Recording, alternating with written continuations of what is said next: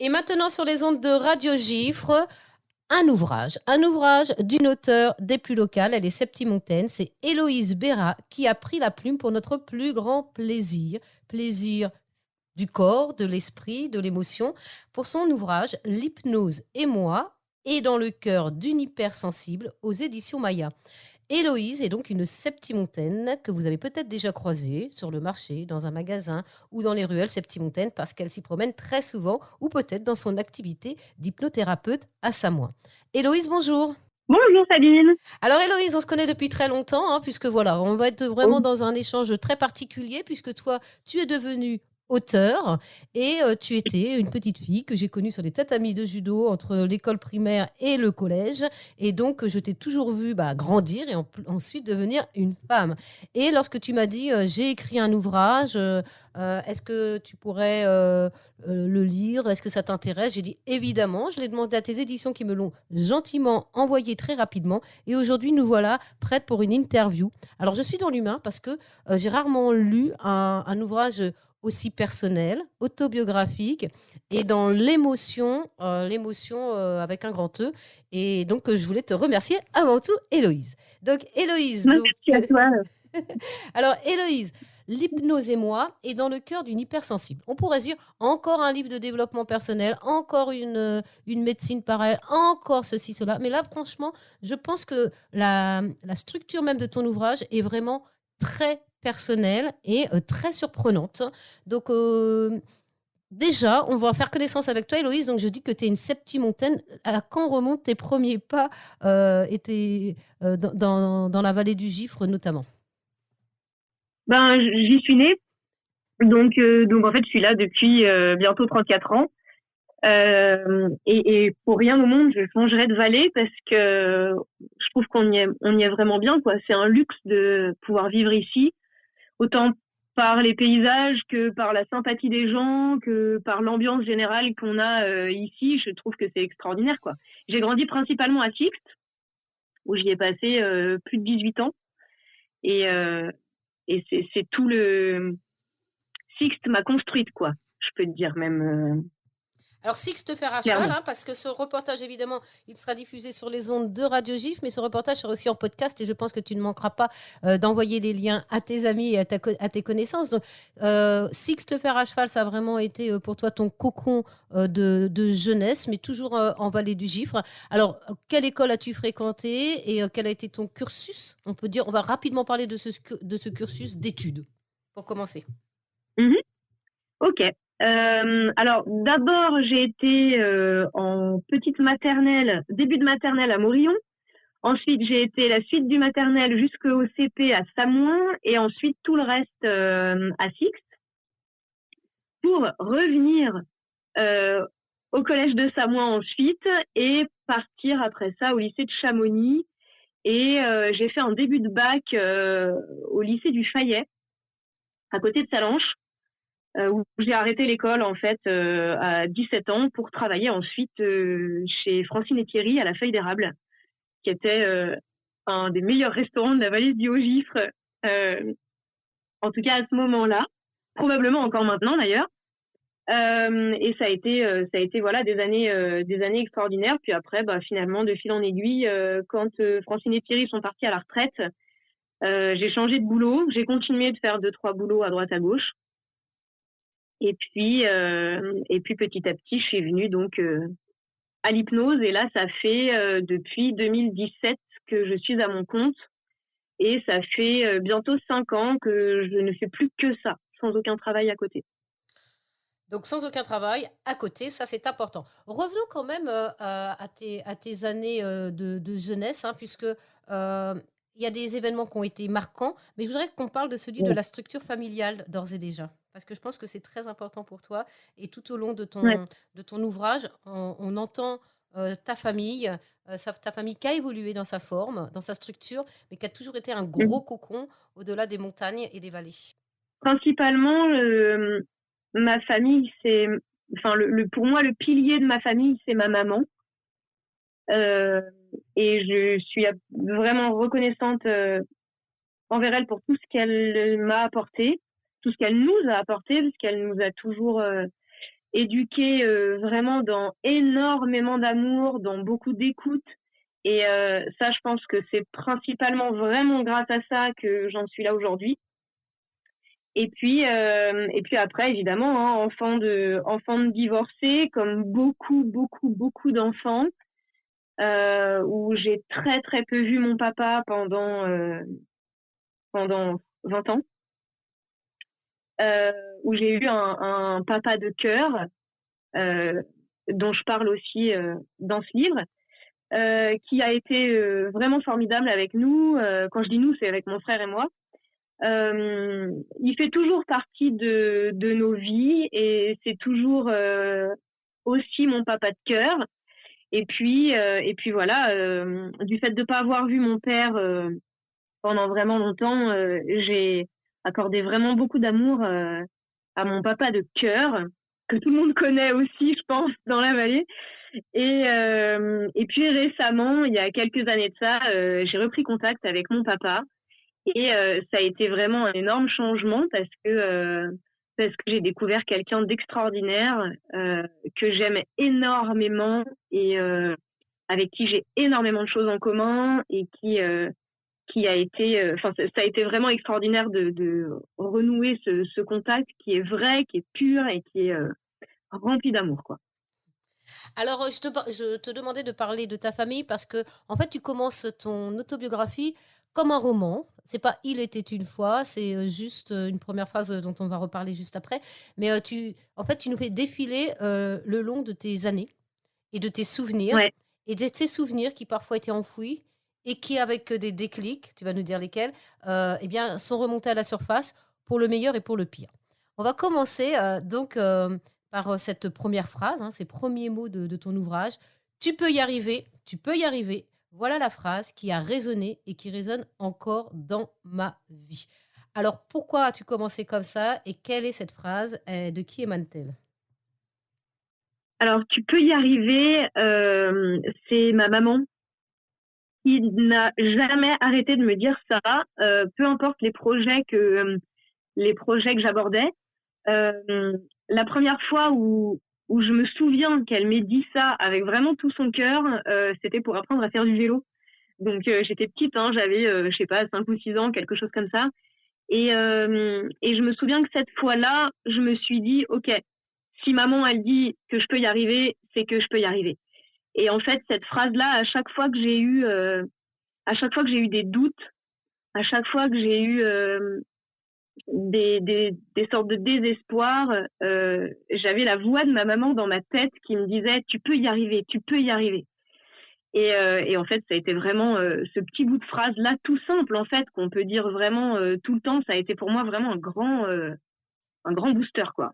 Et sans ce soutien-là, j'aurais pas réussi à faire grand-chose. Alors, très souvent, j'ai ce souvenir de toi, Héloïse, de ces fêtes qui étaient organisées autour du Téléthon, hein, puisque tu avais ton frère, hein, tu en parles dans ton ouvrage, qui était malade. Et donc, pour toi, la dimension de la santé, de la bonne santé, t'a toujours accompagné, en fait, puisque ton frère d'amour, hein, parce que c'est vraiment Oui. ton frère, euh, vous avez un lien vraiment fusionnel. Et ton frère est malade. Et toi, tu l'as toujours. Ça t'a fait prendre conscience, aussi de ce qu'était la santé? Ouais, complètement. Et puis, au-delà de prendre conscience de la santé, j'ai surtout pris conscience de la force qu'il faut pour vivre et, et aussi, du coup, enfin, j'ai pris conscience de la vie, quoi, de l'importance qu'elle a et de la chance qu'on a d'être sur cette planète, quoi, avec le taux de galère de chacun, mais n'empêche qu'on a de la chance d'être là et qu'après, c'est juste une question de point de vue. De est-ce qu'on est heureux ou est-ce qu'on ne l'est pas. Mais en tout cas, ouais, mon frère, quand il est né, ça a été une leçon tout de suite, quoi. Vraiment, ouais, ça a été une leçon. Alors quand tu racontes, tes années, enfance, tes années adolescence, tes années adolescence et adulte, il y a toujours, c'est ce rapport à l'autre et les émotions au cœur de tout. Est-ce que Ouais, tu veux en parler? Parce qu'en fait, je me permets de te poser toutes ces questions parce que c'est le contenu de ton ouvrage, hein, qui commence une bonne partie, sur ta vie, tes cassures, tes ruptures, les éléments déclencheurs pour redémarrer, les éléments déclencheurs aussi qui t'ont fait sombrer, qui t'ont fait revenir. Donc c'est pour ça que je me permets de te parler de tout cela. Et après, il y a toute une autre partie dont on parlera après, où Héloïse, donc Héloïse Béra, hein, qui est donc auteur de son premier ouvrage aux éditions Maya, tu nous parles de toute ton expérience d'hypnothérapeute, mais tout en continuant ton cheminement personnel. Et à chaque fois, tu nous donnes des outils très généreux. Et donc là, Héloïse Béra, je le précise, hein, pour son ouvrage que vous pouvez retrouver donc aux éditions Maya, L'hypnose et moi et dans le cœur d'une hypersensible. Donc tes émotions, depuis toute petite, elles ont été exacerbées et elles t'ont apporté du bien comme du mal, dans le plus, plus, plus et le moins, moins, moins et rarement au milieu. Oui. Bah, en fait, c'est tout là le fonctionnement de l'hypersensibilité. Euh, Petite et même ado, j'avais un peu de mal à comprendre exactement d'où ça venait, pourquoi, comment est-ce que moi je ressentais les choses aussi intensément par rapport aux autres personnes de mon âge. Et en effet, ouais, ça m'a apporté pas mal de belles choses, d'intensité en fait dans la vie, parce que je pense que je me sens beaucoup plus vivante que d'autres personnes qui n'ont pas cette capacité à ressentir aussi fort. Mais à la fois, ça m'a apporté pas mal de souffrance parce que justement, je ressens les choses très très fort. Et, euh, et le fait de ressentir très très fort, c'est pas rare parce qu'il y a quand même beaucoup de gens qui sont dans l'hypersensibilité, mais c'est pas le plus courant non plus. Donc on a beaucoup de mal à se faire comprendre. Le fait d'avoir les émotions en dents de scie, le fait de vivre intensément, c'est-à-dire qu'on ne peut pas être juste content. On est hyper, hyper content et on ne peut pas être juste triste. En général, quand on est triste, on est hyper, hyper, hyper triste. Et ça prend des proportions vraiment très grandes. Et pour moi, en tout cas, la plus grande souffrance à ce sujet-là, ça a été qu'on me dise que j'en fais des caisses, que je dramatise, que je me victimise. Et tous ces mots-là ont été hyper violents pour moi parce qu'en fait, non, j'en rajoute pas. C'est vraiment comme ça que moi et tous les autres hypersensibles vivent leurs émotions. C'est très, très intense. C'est comme des tempêtes, quoi. Et donc voilà, c'est à la fois extraordinaire parce qu'on est beaucoup plus vivant et à la fois hyper déstabilisant parce que quand on va pas bien, on est au bout du rouleau, quoi. Alors, l'hypersensibilité, hein, que l'on on voit au fur et à mesure, et même dans la douleur, parce que la douleur physique que tu pouvais ressentir des autres ils se sentaient mal physiquement, toi, tu étais capable de le ressentir, et c'est beaucoup plus tard que tu as compris ce qui se passait aussi. Oui, en fait, c'est marrant parce que ça, c'est pareil. Quand j'étais gamine, je comprenais pas du tout pourquoi est-ce que j'avais mal à certains endroits de mon corps alors que j'étais pas tombée, je m'étais pas cognée, bien que ça m'arrivait quand même souvent, mais il y a plusieurs fois où c'était pas le cas. Et j'ai appris à dompter un petit peu ce truc-là. J'ai appris à comprendre cette partie de moi et à me protéger. Ce qui fait qu'aujourd'hui, je ressens toujours les douleurs physiques, mais pas avec tout le monde. C'est-à-dire que quand j'étais enfant, même quelqu'un que je ne connaissais pas, je croisais quelqu'un dans la rue qui tombait et qui se faisait mal au genou, je me retrouvais une demi-heure plus tard à avoir mal au genou. Donc c'était vraiment pénible. Et là aujourd'hui, j'arrive quand même beaucoup mieux à gérer ce truc-là. Et j'ai mal physiquement quand les gens que j'aime profondément ont mal physiquement. C'est-à-dire que grosso modo, à chaque fois que mon mari a mal au dos, et ben j'ai mal au dos. Mais je sais que ça lui appartient à lui, donc j'arrive à me débarrasser de cette douleur plus facilement, quoi. Et ça c'est pareil, c'est le cas de en fait énormément, énormément de gens, quoi. Et c'est pour ça que j'en parle dans ce bouquin.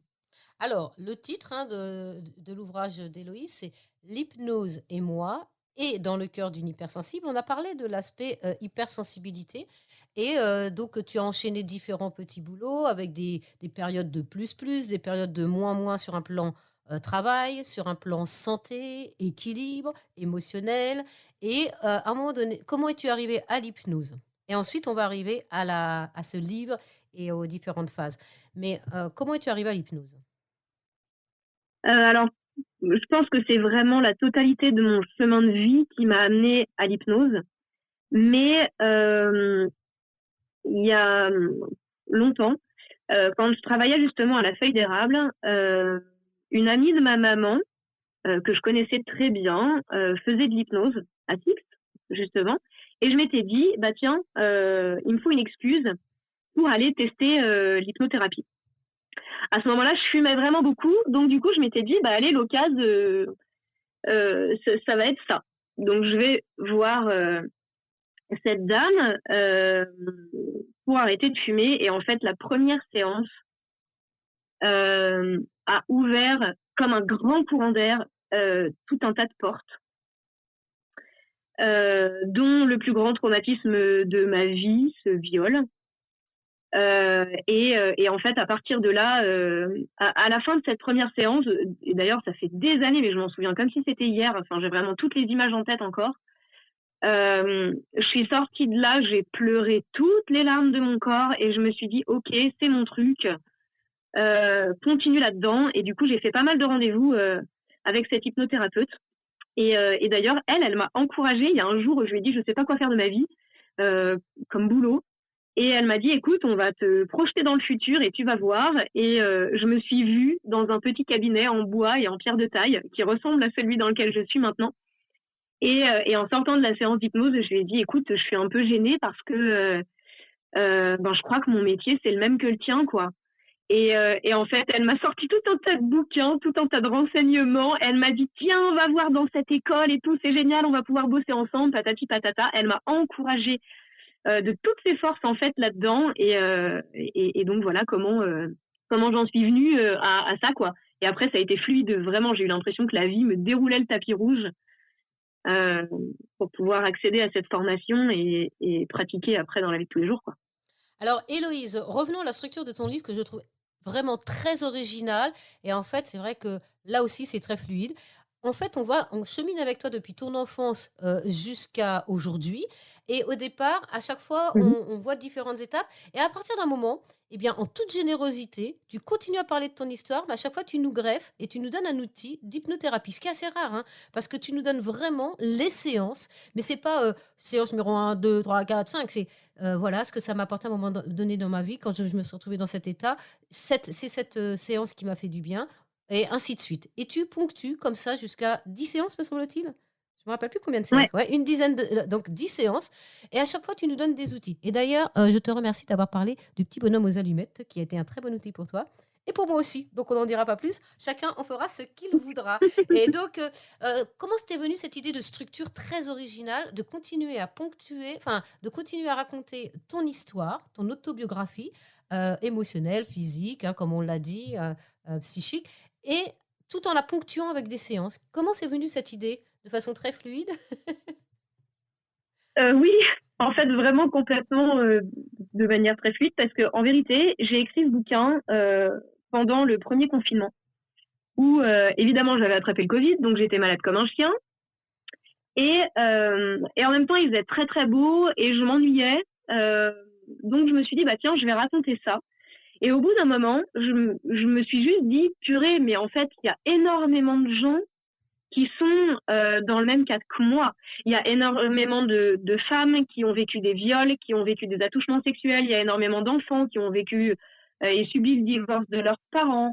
Il y a énormément de gens qui vivent dans l'hypersensibilité et qui savent pas quoi faire de tout ça. Et comme l'hypnose, pour moi, ça a été vraiment très révélateur et ça m'a sauvé la vie, clairement, je me suis juste dit, ben, comme il y a plein de gens qui ont vécu le même genre de vie que moi, eh ben, je vais proposer à toutes ces personnes qui lisent le livre euh, de faire des séances parce que moi, ça m'a guéri et que c'est utile pour tout le monde, en fait. Le but de ce livre-là, c'est vraiment, dans un premier temps, que les gens se reconnaissent à travers l'histoire et ensuite qu'ils se disent, bon, bah super, on a des outils et on peut utiliser l'hypnose, nous aussi, pour guérir, quoi. Alors, Donc, ça a été instinctif, en fait. donc cette histoire, tu l'as écrite rapidement alors? Oui, en 3 jours. Et donc, alors, on écrit une histoire. Après, il faut passer le cap de vouloir la diffuser. Mais bon, toi, c'était ton idée première puisque c'était aider. Alors là, tu as rencontré aussi, comme tu vas dire, de façon très fluide et naturelle, des personnes qui ont cru en toi, qui t'ont aidé en fait à éditer cet ouvrage. Oui, je l'ai fait lire à plusieurs personnes. Et à chaque fois, on m'a dit, oh là là, c'est trop bien, il faudrait que tu le fasses éditer. Alors, il y a 2 ans, je l'ai envoyé à une première maison d'édition. Mais comme j'y connaissais rien, j'ai reçu tout de suite un contrat où ils m'ont dit, bah oui, oui, on est emballé par le projet, etc. Mais c'était de la coédition, donc ça coûtait excessivement cher. Et j'avais pas du tout ce budget. Et après, très franchement, je l'ai laissé tomber, ce bouquin. Il était quelque part dans mon ordi. Et j'ai pas prêté attention jusqu'à ce que je discute avec un copain qui, lui, s'est fait éditer il y a peu de temps aussi, qui s'est fait éditer en 2024 et qui m'a dit ah mais vraiment si t'as écrit un livre propose-le quoi. Alors je lui ai expliqué un petit peu de quoi ça parlait et tout, il m'a dit ah mais c'est génial, trop bonne idée, donc vas-y. Et en fait donc là au mois de novembre 2024 j'ai envoyé euh, j'ai envoyé ce manuscrit à plusieurs maisons d'édition. Il y a plusieurs maisons d'édition qui étaient emballées. Et alors j'ai eu beaucoup de chance parce que du coup j'ai pu choisir avec qui j'avais envie de travailler et j'ai choisi les éditions Maya déjà d'un point de vue feeling parce que la personne que j'ai eue au téléphone est très très agréable et très à l'écoute, elle est vraiment très sympa, elle explique bien les choses aussi parce que c'est pas évident de se mettre à nu comme ça avec un livre comme celui-là. Et puis après, bon, il y a tout le côté écologique aussi qui est très important pour moi et que la maison d'édition Maya respecte très bien. Donc voilà pourquoi Maya. Et il y a des proches qui t'ont aidé aussi financièrement dans ce projet?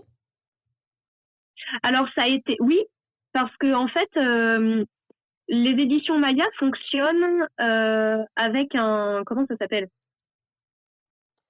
Un euh, appel de fonds. mince, avec voilà, un appel de fonds. Donc les gens avaient possibilité de faire des précommandes du livre pour lui permettre de sortir en fait, tout simplement.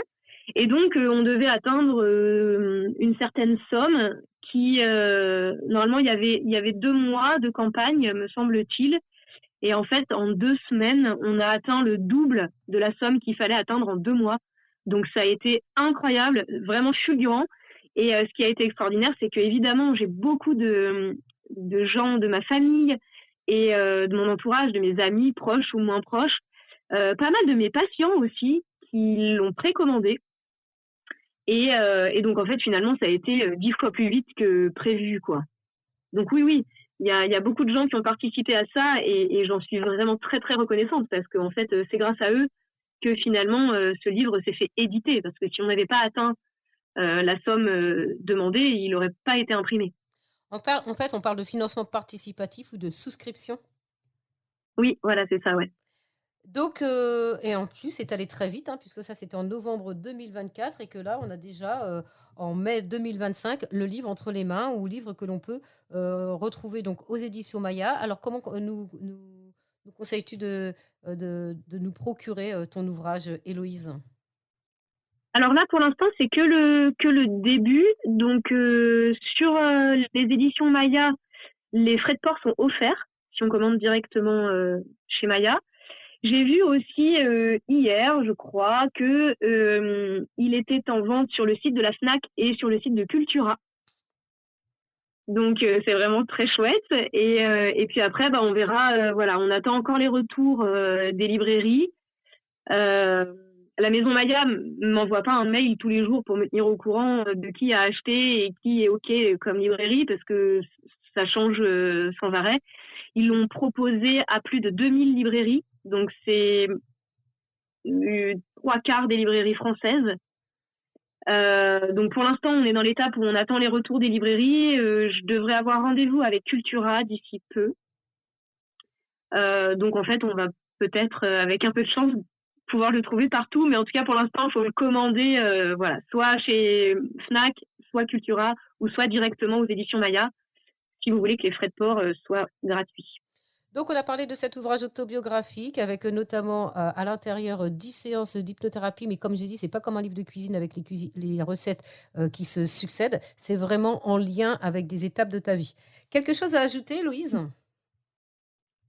Bah écoute, non, je crois pas. Peut-être le fait que du coup, c'est expliqué dans le livre comment faire les séances. J'ai pas juste balancé des séances comme ça. J'explique le timbre de voix, les intonations. Euh, Entre les phrases des séances qu'il y a dans le livre, j'ai mis des petits points pour savoir combien de temps est-ce qu'on doit poser sa voix, prendre le temps de respirer, etc., etc. Donc je pense que vraiment, toutes les personnes qui les liront pourront vraiment utiliser ces séances de manière très facile. Elles fonctionnent si on les lit simplement, ou alors j'explique aussi comment donc faire pour les enregistrer et s'écouter soi-même. Alors c'est pas vraiment de l'auto-hypnose, mais un petit peu quand même, puisque si vous vous enregistrez vous, bah vous vous écoutez vous-même. Donc ça peut rentrer dans le cadre de l'auto-hypnose. Et donc voilà, tout est expliqué et je pense que c'est vraiment un outil qu'on peut utiliser dans la vie de tous les jours. Moi, je m'en sers tous les jours et c'est vraiment très utile. Alors, ça règle pas les gros problèmes de fond comme les gros traumatismes et ces choses-là. Pour ça, je pense que c'est bien d'être accompagné par un professionnel parce que des fois, les réactions émotionnelles peuvent être vraiment très intenses. Euh, et parfois, c'est simplement difficile de réussir à se comprendre parce que simplement, parfois, on a besoin d'un professionnel et c'est tout à fait OK. Mais en tout cas, voilà, si elles peuvent pas régler les gros problèmes de fond, en tout cas, c'est certain, toutes ces séances-là sont des séances qui peuvent vraiment accompagner chaque personne dans la vie de tous les jours. Au micro de Radio Gifre, Héloïse Béra pour son premier ouvrage L'hypnose et moi et dans le cœur d'une hypersensible aux éditions Maya. Merci beaucoup, Héloïse. Merci à toi, Sabine.